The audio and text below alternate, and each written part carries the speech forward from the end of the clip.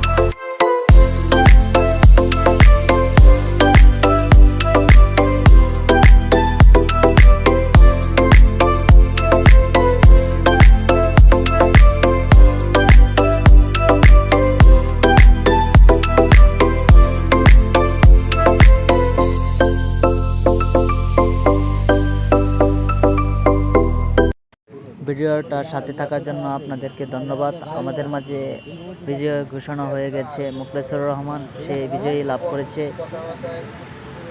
সবাই তার জন্য দোয়া করবেন।